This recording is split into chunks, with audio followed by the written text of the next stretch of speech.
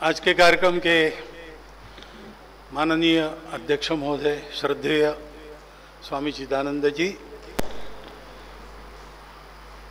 जिनके कारण ये कार्यक्रम बना है वो हमारे रमणकांत जी,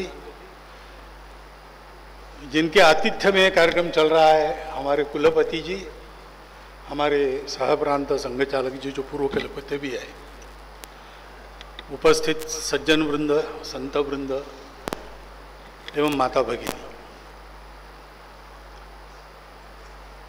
तो पानी ये विषय तो अभी सर्वत्र महत्वपूर्ण माना जाता है।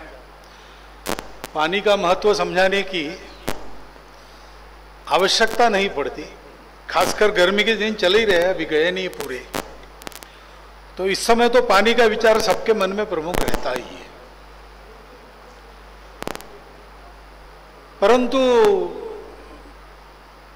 ये प्रतिक्रिया में होता है, यानी पानी की किल्लत रहती है, इसलिए पानी का विचार होता है। ये पानी की किल्लत क्यों उत्पन्न हुई? अब रेगिस्तान में हम हैं तो पानी कम ही है, लेकिन जहां रेगिस्तान नहीं है वहां भी पानी की कमती क्यों है?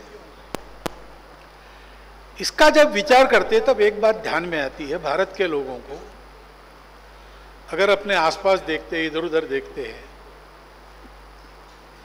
तो हमारे यहां खंडहर अवस्था में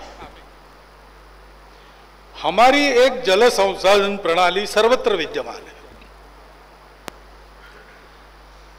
जहां जैसी पानी की उपलब्धता है, जैसा भूगोल है, जैसा पर्यावरण है, उस प्रकार से अलग अलग प्रकार से विचार हुआ है। क्योंकि जल की यह महत्ता हमारे यहाँ बहुत पहले, बहुत प्राचीन समय से समझी गई है। एक तो हमारी जो पूरी संस्कृति है वो जंगल और कृषि की उपज है, और इसलिए हमारे यहाँ समृद्धि का वर्णन बिना प्राकृतिक समृद्धि के, बिना कृषि के, बिना वन के होता नहीं। अभी समृद्धि का वर्णन करने वाला यानी लक्ष्मी जी का वर्णन करने वाला श्री सूक्त है। तो श्री सूक्त में हम देखते हैं कि अश्वदायी, गोदायी, धनदायी, रथ आदि आदि प्रॉपर्टी का विचार है, यानी जड़ समृद्धि जो हम अपने कर्तृत्व से उत्पन्न करते हैं या प्रकृति से भी पशु पक्षी आदि इसको लेकर करते हैं, उसका भी वर्णन है। लेकिन साथ साथ कृषि में उत्पन्न वस्तुएं या कृषि के लिए आवश्यक जो ह्यूमस, आज के एग्रीकल्चर साइंस में जिसको कहते हैं, उसका भी नाम उसमें है करदम के। करदम एक कृषि का नाम था, लेकिन करदम ये अपने पारंपरिक शब्दावली में उस ह्यूमस का भी नाम है। वो उल्लेख है प्राकृतिक समृद्धि, भौतिक समृद्धि और मानसिक समृद्धि, तीनों मिलकर लक्ष्मी जी है। ये जो अपने दृष्टिकोण की समग्रता है पहले से, इसके कारण हमने जब इन सब बातों का विचार किया तो हमारा विचार एकांगी नहीं हुआ। पानी देने के लिए बड़े बड़े बांध बने, दुनिया में बने, हमारे यहां भी बने, लेकिन बांधों के कारण ही पानी की समस्या कई जगह खड़ी भी हुई है। एक जगह बांध बना, दूसरी जगह सूख गया, और फिर कई दशक तक कितना पानी किसका, इसके झगड़े आपस में चलते रहते। प्रकृति की व्यवस्था तो ऐसी है, नदी सबके लिए बही, और उस नदी के आधार पर इतने दिन सबका जीवन चलता रहा। अब हमने विकास क्या कर लिया, वो नदी सबको पानी देने वाली नहीं रही, और पानी को लेकर हमारे झगड़े भी चले। तो विकास की ये जो पश्चिमी अवधारणा है, उसकी विडंबना ये है कि वो एक समय समग्र विचार नहीं करती। नहीं, विकास का विचार करेगी तो पर्यावरण का विचार नहीं करेगी, और पर्यावरण का विचार करेगी तो फिर विकास को कूड़ेदान में डाल देगी। सब एक साथ कैसे साधना, ये समग्र दृष्टि हमारे पूर्वजों के पास थी और इसके चलते हम देखते हैं कि कई जगह कई प्रकार से इसकी व्यवस्था बनी है। नदियों का पानी बहता है तो बहता पानी बिना रोके उसके ही प्रवाह के आवेग से कैसे कृषि में पहुंचाना और बचा हुआ वापस वैसा का वैसा नदी में फिर से कैसा डालना, इसकी प्रणालियां गुजरात में देखने को मिली हमको प्रवास करते समय। तालाबों की, पुष्करिणियों की, कुओं की व्यवस्था तो कई जगह, उधर महाराष्ट्र के विदर्भ अंचल में वगैरह वर्षा बहुत ज्यादा नहीं होती, परंतु जो होती है उसके पानी के संग्रहण की व्यवस्था है। पानी मिलता रहे ऐसे वृक्षों के जंगल है। पानी का विचार करते समय केवल पानी का विचार करके काम नहीं हो सकता, तो जंगल भी चाहिए, वृक्ष भी चाहिए। हमारे यहां वर्णन है कि दूसरा उपाय नहीं था तो मानस सरोवर के आसपास के जलों के स्रोत कहाँ इकट्ठा आते हैं, वहां से गंगा सागर तक एक कैनाल बनाया गया जिसको आज हम गंगा कहते हैं। भगीरथ जी ने गंगा लाई, कितने पीढ़ी काम चलता रहा। तो अब उस समय की भाषा में तो जो है सो है, लेकिन इतना तो हम समझ ही सकते और ऐसा कहते भी है। कई वास्तु शास्त्रज्ञ या इंजीनियर लोग कहते भी है कि गंगा ये एक बनाई हुई नदी है, प्राचीन काल में कैसी बनाई होगी। वो शिव जी की जटाओं में अटक गई तो ये एक आह्वान आया होगा कि पानी आया तो सही, लेकिन वहां इधर उधर रिसने लगा, उसको फिर से इकट्ठा करके कैसे लाया। शिव जी की प्रार्थना करके उसको निकाल के ले आए, ऐसा हमारे यहाँ कहा है। लेकिन सांकेतिक शब्दों में ये बातें मिलती है और जगह जगह ऐसे साक्ष्य है। मेरे अपने शहर में 4 पुष्करिणियां बड़ी बड़ी थी और पुष्करिणियां यानी गर्म इतना होता था कि पुष्करिणी सूख जाती थी, लेकिन पुष्करिणी के अंदर एक कुआं बना था, वो नहीं सूखता था। अब हमारे यहाँ नदी पर वो पानी की योजना बनी और घर घर में नल आ गए, घर घर में नल आ गए, पुष्करिणियां बंद हो गई तो उसको हमारी नगर पालिका ने पूरा कर दिया। अब वो पानी की योजना हमको पानी नहीं दे सकती और पुरानी पुष्करिणियां गई। तो इसका उपाय खोजना है। चलो जो हुआ सो हुआ, लेकिन हम सबको मिलके आगे तो बढ़ना ही है। आवश्यकता बहुत है जीवन के लिए, जीवन यानी जल आवश्यक है, उसके बिना हो नहीं सकता। खेती होनी है तो पानी चाहिए, मनुष्य को जीना है पानी चाहिए, पशु संपत्ति में वृद्धि होनी है पानी चाहिए। सब बातों के लिए जल की आवश्यकता है। वर्षा का जल है, नदियों का जल है। वर्षा का जल भूगर्भ में जाता है, वहां का जल है। इसको कैसे साधना, इसका विचार हम सबको करना पड़ेगा। ये एक चुनौती अपने सामने है। जनसंख्या बढ़ गई है दुनिया की, और जब कभी जनसंख्या नियंत्रण होगा तब होगा। लेकिन आज ही स्थिति ऐसी है कि बहुत बड़ी जनसंख्या है और वो जनसंख्या फैली हुई नहीं है, वो केंद्रित हो रही। देहात उजड़ रहे, शहरों में सब लोग इकट्ठा हो रहे, और शहर की व्यवस्थाएं सबको दे नहीं सकती, ऐसी अधूरी हो रही है। तो कई प्रकार के विचार हमको करने पड़ेंगे। यानी मुद्दे क्या है, ऐसा जब विषय आता है तो मुद्दे तो अनेक है। जंगल कट रही है एक मुद्दा है। वैसे एकदम पानी से संबंध सामान्य आदमी के ध्यान में नहीं आता, थोड़ा बहुत पढ़े लिखे लोगों को ध्यान में आता है। तो अगर हमारे यहाँ पानी ठीक रखना है तो ग्लेशियर से तो पानी गंगा में आता है, सिंधु में आता है, ब्रह्मपुत्रा में आता है। बाकी भारत की सारी नदियां जंगलों के पेड़ों के मूल से रिसते हुए जल पर निर्भर है। और इसलिए बिना जंगलों का विचार 11% भूमि कम से कम जंगल की चाहिए, ऐसा कहते हैं। 11% नहीं, शायद 28%। हमारे यहाँ केवल 11% है। उसको कैसे ठीक से फिर से वापस लाया जाए, अभी आधुनिक विकास की जो चली है कतार, उसमें तो उपजाऊ जमीन का खराब होना, जंगलों का उजड़ना, ये एक तरीका बन गया है। अब विकास के होड़ में बाकी लोगों के हम पीछे भी नहीं रह सकते, और विकास के नाम पर अपना जो सुजल सुफल मलय जो शीतल देश है उसकी प्रकृति को उजाड़ भी नहीं सकते। देश यानी केवल जमीन थोड़ी होता है, जमीन तो है ही, लेकिन उसके साथ जल, जंगल, जन, जानवर सब है। जन संपदा, जल संपदा, वन संपदा, जैव संपदा, इसको मिलके देश बनता है।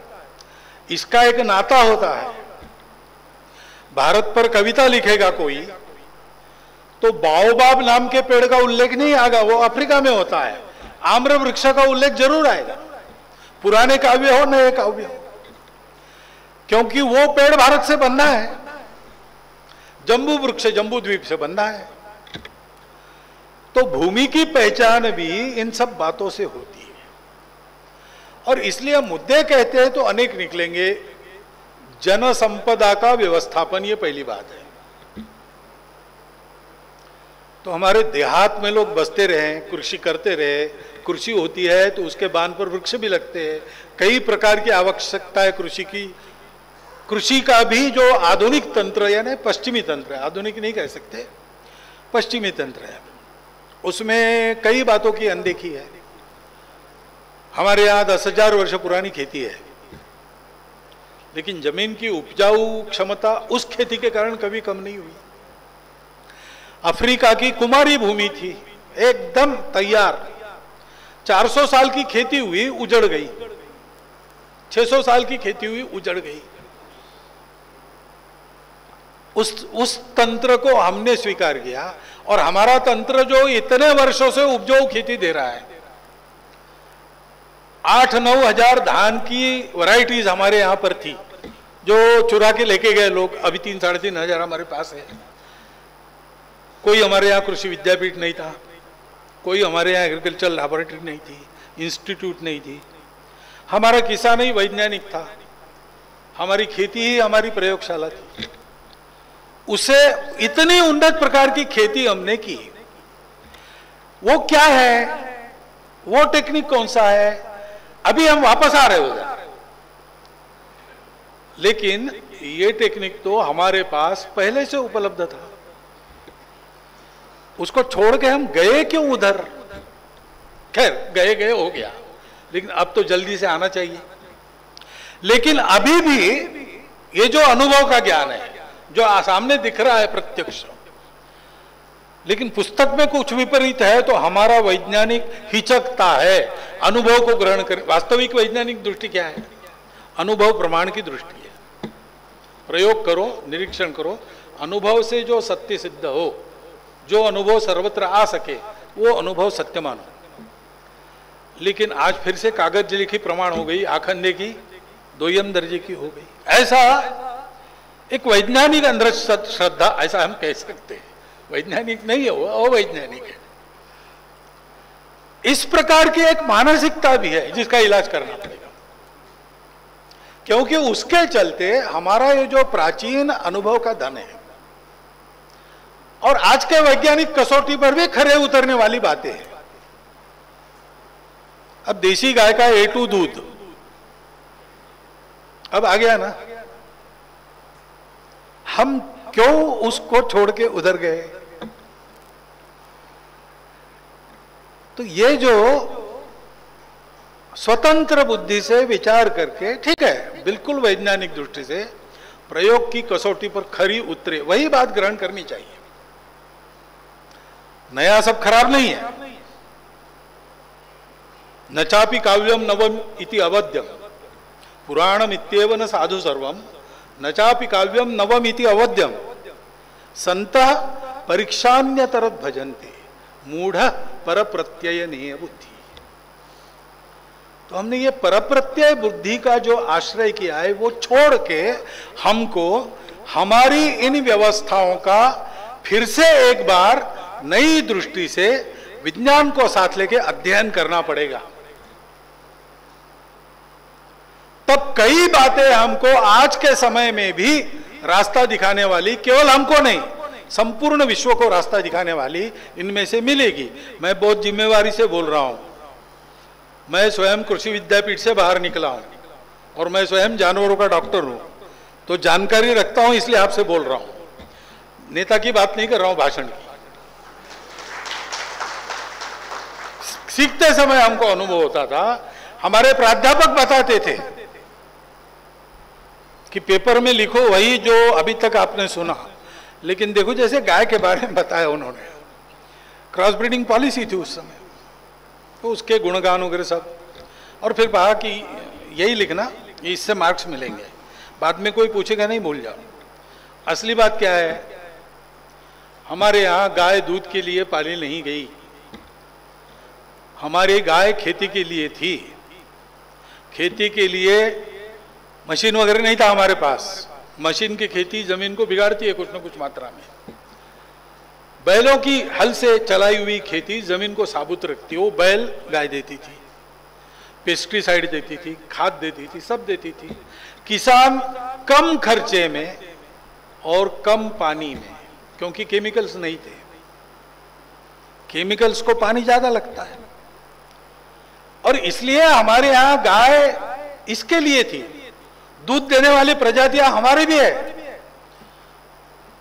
और उन्होंने हमको बताया, वो तो टेक्स्ट बुक में भी था हमारे, कि 300-400 साल पहले अपने गायों का सुधार करने के लिए हमारे यहाँ रेड सिंधी, गिर, ऐसी प्रजातियां हमारे यहाँ से पश्चिम में लेके गए लोग। और आज जो जर्सी होल्स्टीन आप कहते हैं, वो उनकी उपज है। इसलिए कैटल यानी गाय, झेबू ऐसा कहते हैं, लेकिन ये जो कैटल है जर्सी वगैरह, ये ब्राह्मण कैटल है। तो उनके यहाँ कोई ब्राह्मण जाति वगैरह नहीं थी, ये हिंदुस्तान से लेके गए, इसलिए उनको ब्राह्मण कैटल हमारे साइंस में कहते हैं।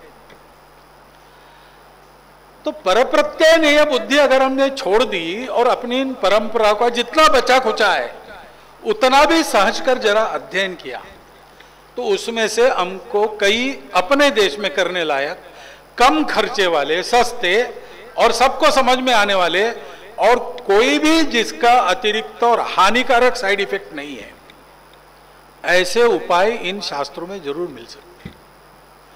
उस पर हमारे बौद्धिक जगत का ध्यान जाना चाहिए, उस पर हमारे अकादमिक जगत की मान्यता की मोहर उठनी चाहिए। ये जल्दी होना चाहिए तो और नुकसान टलेगा, ये एक बात है।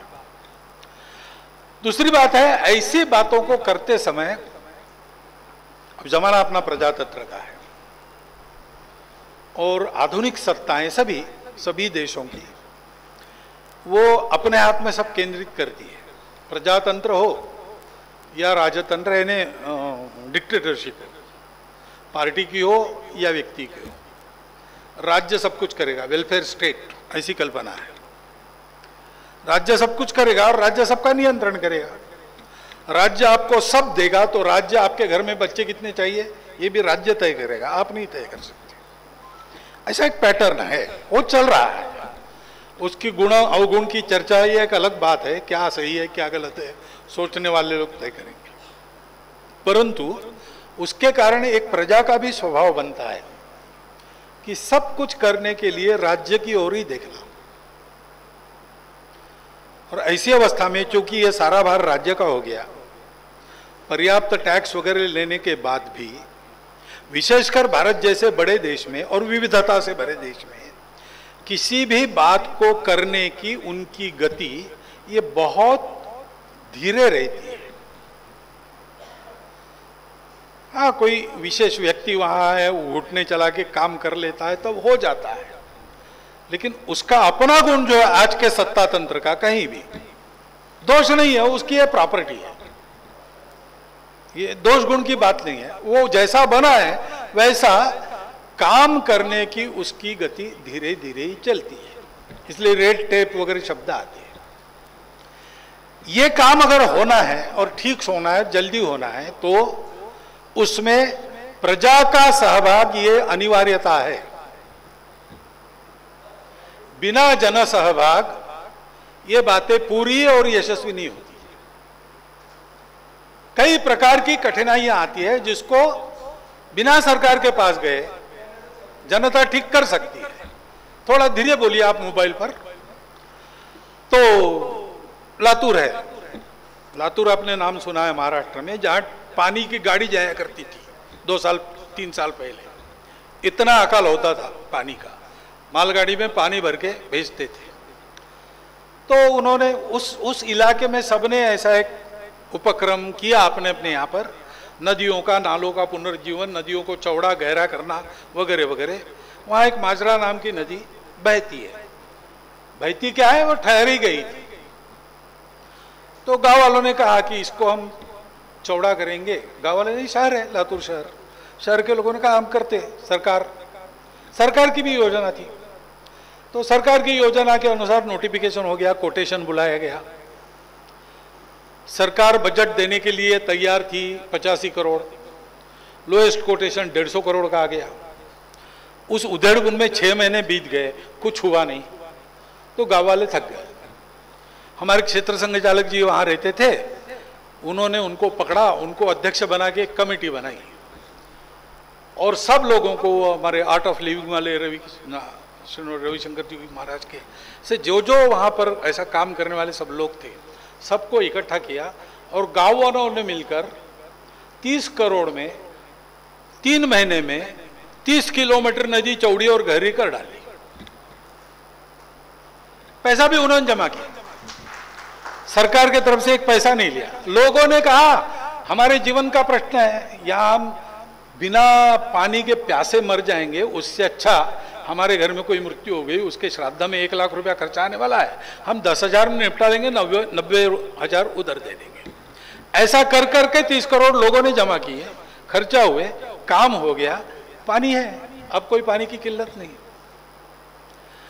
जन सहभाग ये अत्यंत महत्वपूर्ण काम रहेगा अभी करने का, और उसके लिए जन जागरण ये दूसरी बात है। इन बातों के कष्टों की मार तो सामान्य लोग झेलते हैं, लेकिन इसके बारे में जितना प्रबुद्ध होना चाहिए और सजग होना चाहिए उतना अभी वो नहीं है। वो पानी का ही प्रश्न है। तो जैसे जल स्रोतों का महत्व, परंपरागत अपने घर में कुआं है तो उसका क्या करना है, अपने गांव के जलाशय में क्या नहीं करना है, क्या करना है, वृक्षारोपण के बारे में क्या करना है, कैसे करना है। वृक्षारोपण की फैशन तो चलती है, लेकिन हमारे एक सूखे प्रदेश में वृक्षारोपण तो नीलगिरी के पेड़ आसान से नीलगिरी लगा दिया उन्होंने। अब नीलगिरी पेड़ तो अच्छा है, उसके उपयोग भी है, परंतु पेड़ जमीन से और हवा से बहुत ज़्यादा पानी खींचता है। इसलिए जहाँ आवश्यकता से अधिक पानी है, दलदल है, कीचड़ है, वहाँ उसको लगाएंगे तो उसका लाभ है। सूखे जगह दूसरे पेड़ लगाने की बात होनी चाहिए। ये भी विज्ञान अपने पास है, कौन से पेड़ कैसे कहाँ लगाना, ये भी अपनी परंपरा में है और वैज्ञानिक दृष्टि से बहुत तथ्यात्मक है। उसका ज्ञान कराना, उसका एक उसकी सक्रियता, सजगता उत्पन्न करना लोगों में, पानी कैसे बचाकर चले, आदि आदि बातें। वास्तव में पर्यावरण को पवित्र मानकर उसके साथ व्यवहार करने की परंपरा अपनी है, लेकिन वो परंपरा केवल कुछ कर्मकांडों में आज सीमित है। वास्तव में वो पूजा का कर्मकांड का विषय नहीं है, नित्य जीवन का विषय है। ये समझाना और वो लागू करना, ऐसी कुछ बातें करेंगे तो ये पानी की जो बात है, केवल पानी की नहीं, कुल मिलाकर पर्यावरण की, पानी की किल्लत से लेकर ग्लोबल वार्मिंग तक सारी समस्याओं के इलाज की एक बात हम भारत में प्रत्यक्ष कर सकते हैं, जो सारे विश्व के लिए मार्गदर्शक बन सकती है। और इस दृष्टि से यह पुस्तक यद्यपि एक छोटा प्रयास है, यह बहुत महत्वपूर्ण प्रयास है, क्योंकि अपने इस क्षेत्र में कौन से जल स्रोत थे, कैसे थे, उसका पुनरुज्जीवन किया कैसे किया, इसके बारे में प्रत्यक्ष कृति, यशस्वी कृति, फलदायी कृति के उदाहरण इसमें है। इसके आधार पर कोई भी अपने इलाके में काम कर सकता है। सावधानी केवल इतनी है कि आंख मूंद के अनुकरण नहीं करना। ये दिशा दर्शक पुस्तक है। उस दिशा में वहां क्या करना, ये हमको सोचना पड़ेगा, ये ध्यान रखना। दिशा दर्शक पुस्तक है, उसका उपयोग है, सबने पढ़नी चाहिए। जैसे कोई उंगली दिखाता है चांद उधर है, तो पहले तो उंगली ही देखनी पड़ती है, तो पहले तो पुस्तक ही पढ़नी पड़ेगी, लेकिन फिर उंगली को छोड़कर चांद की तरफ बढ़ना पड़ेगा, ऐसे करना पड़ेगा। इस दृष्टि से बहुत महत्वपूर्ण प्रयास है। और इसलिए जब पहली बार वो मिले और पानी वानी की बात तो बहुत करते हैं, मैंने बोला भाई अपने क्षेत्र में पहले बताओ, हमारे लोग समझेंगे तो मुझे कहेंगे। और बाद में मैंने समाचार भी पढ़ा कि हिंडन या कहीं वहाँ भी आपने काम किया ना, वो पढ़ा तो मेरे ध्यान में आया कि वास्तव में कुछ कर रहे हैं। इसलिए बाद में फिर मैंने कहा कि खोजो भाई, पिछले बार वो मैंने ऐसे ही ये कर दिया था, उनको लगेगा कि इतना महत्वपूर्ण काम हम कर रहे हैं और ये देश के लिए करने वाले कुछ ध्यान भी नहीं देते, ऐसा न लगे इसलिए बुलाया। तो ध्यान में आया कि प्रयास कितना बड़ा है कितना छोटा है ये सवाल नहीं रहता है। इसमें हर आदमी अपना सब कुछ देकर करता है कि नहीं, ये महत्व की बात रहती है। ये जो पायोनियर्स रहते हैं, पेस मेकर्स रहते हैं, वो ऐसे ही रहते हैं। शरीर में भी पेस मेकर कितना रहता है, इतना सा रहता है, लेकिन वो पूरे शरीर को पल्स देता है। तो ऐसा एक काम होने के कारण मुझे लगा कि ये प्रोत्साहन देने लायक काम है। अब संघ में छोटा कार्यकर्ता वगैरह नहीं होता, सब कार्यकर्ता समान है। मेरे से लेके तो रमणकांत जी तक या कोई शिशु घटना एक और है वहाँ तक हम सब समान लोग हैं और सब देश के लिए काम करते हैं। बस व्यवस्था, जिम्मेवारी है, व्यवस्था की बात है। मेरे तरफ भी काम दिया है कि गांव-गांव जाऊँ, लंबे लंबे भाषण दूँ लोगों को और लोगों की तालियां और शाले स्वीकार करके वहाँ से जाऊँ। मैदान पर खटने का काम जिनका है वो मैदान पर खटते हैं। कभी मुझे वहाँ भेजेंगे, उनको यहाँ लाएंगे, ये भी हो सकता है, इसमें कोई ये दो बात नहीं। परंतु ये वास्तव में सबने प्रोत्साहन देना चाहिए, ऐसा उपक्रम है। इस उपक्रम से बोध लेकर उस दिशा में हम अपने यहाँ छोटा बड़ा जो भी कर सकते हैं वो करना प्रारंभ कर देना चाहिए। ये बोध भी इसमें से मिलता है और इसलिए इस पुस्तक को पुरस्कृत करते हुए मैं आप सब लोगों को प्रार्थना करता हूँ कि इस पुस्तक को लीजिए, अपने पास रखिए और बंटवाइए। जितने लोग इसको पढ़ेंगे, इसके बारे में सजग सक्रिय होंगे, उतना एक देश की समस्या को किनारे लगाने का थोड़ा सा पुण्य अपने भी गांठ में बन जाएगा। वो सौभाग्य आपको सबको मिले, मुझे भी मिले। इस शुभकामना के साथ आपको धन्यवाद देता हुआ मेरे 4 शब्दों में समाप्त।